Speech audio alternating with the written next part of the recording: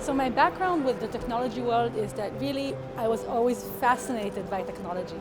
As a kid, I was very curious about anything, whether it was cables or the way the television worked, or I would go with my mom to the doctor's office and the IT systems wouldn't work.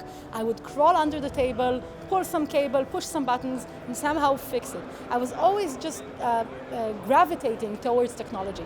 And it was about when I was 14 that I discovered that there are people who can do whatever they like with technology. And to me, those people looked like magicians. And those people were the hackers. But my most important moment was perhaps when I saw Angelina Jolie portray a hacker in the film Hackers. And that really gave me the realization that hackers can be young women and that people in high school can become hackers for good, which is what I always hoped that I can become.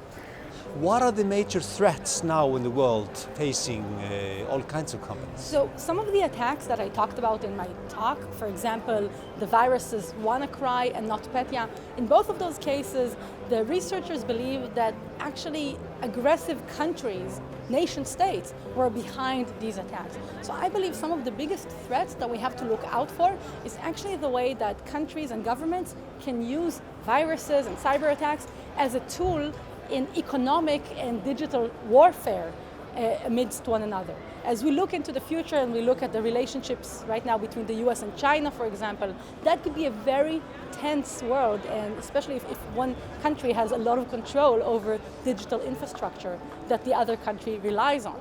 So this is something we have to be very aware of.